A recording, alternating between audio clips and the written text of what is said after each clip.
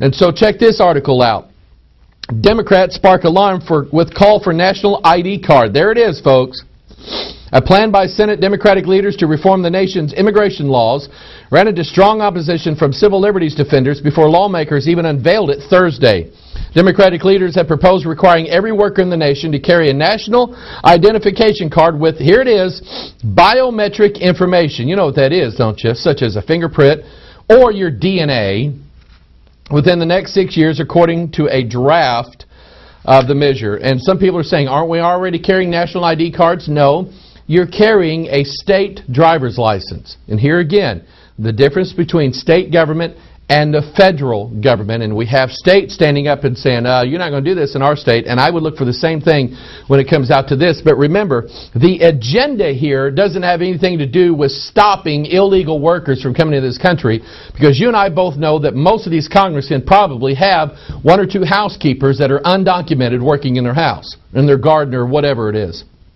Of course, with Barney Frank, they would be all male. But anyway, we already have that going on. It has nothing to do with making the American workforce stronger or making our nation stronger. It has everything to do with jamming down the throats of the American citizen this national ID card with biometric information. It doesn't take too much of a guess to see the leap between a national biometric identification card and the right to buy and sell based upon whether or not you have a government mark or not. Revelation 13, go read it, because that's what I think this is all about. Oh, by the way, the article says the national ID program would be titled the Believe System, an acronym for Biometric Enrollment, Locally Stored Information, and Electronic Verification of Employment. I wonder if they named it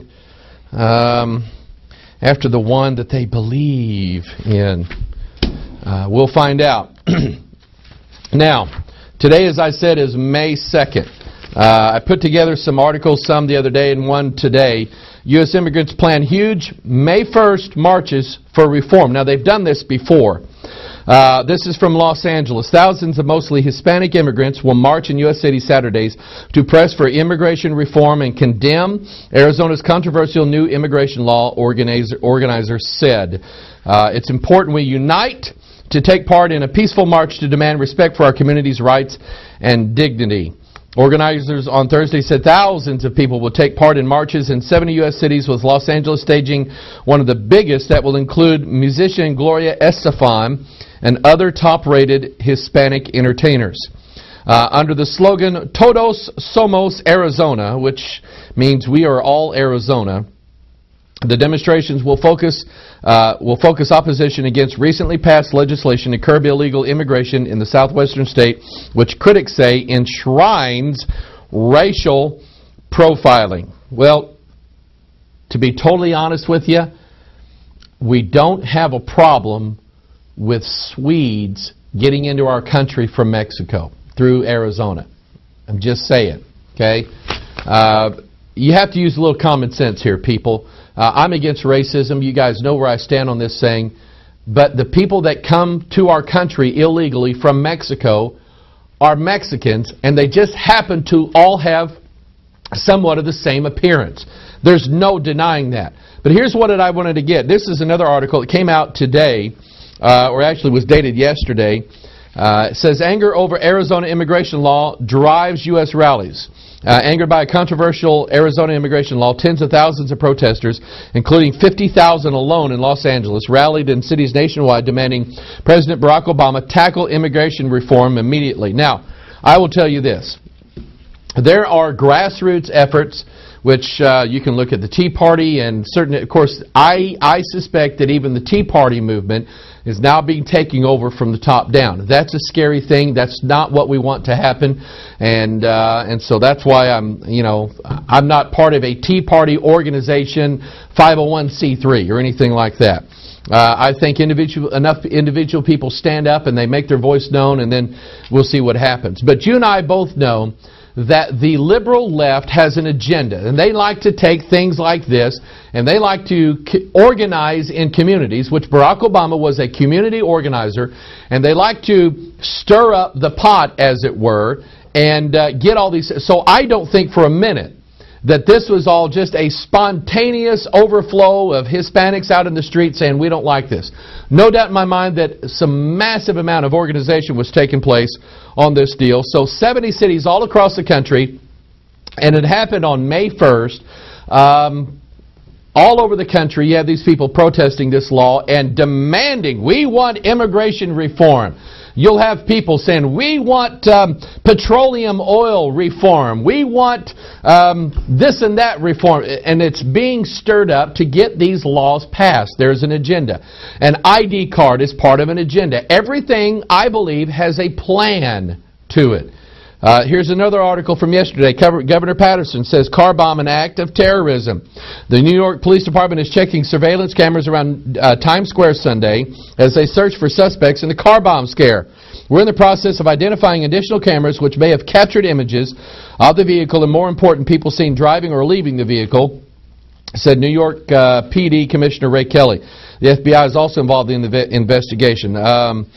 The article says an SUV found parked on 45th Street Saturday evening was loaded with explosives, smoking, and moments from blowing up when an alert T-shirt vendor noticed something wasn't right, alerted a mounted police officer. That officer, Wayne Radigan, evacuated the block and called for reinforcements. Now, these two significant major events. Now, the car bombing would have been a major event had the car bomb actually gone off.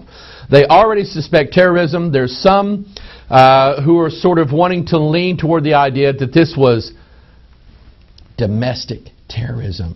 You know, Timothy McVeigh's on the loose again, trying to blow up another building. It wouldn't surprise me a bit if they blame this on some of these guys that was on the, we talked about this list last week, some of these guys that are on this list, they try to blame these people for something like that. It wouldn't surprise me a bit, because things like this have an agenda, and especially when they happen upon certain days. Now, several years ago, let me tell you how it came about this. Several years ago, in fact, right after September 11th, 2001, I kept getting emails from people. In fact, I had a friend of mine, he was an associate pastor here, and he said, Hoggy, what do you think? He used to call me Hoggy.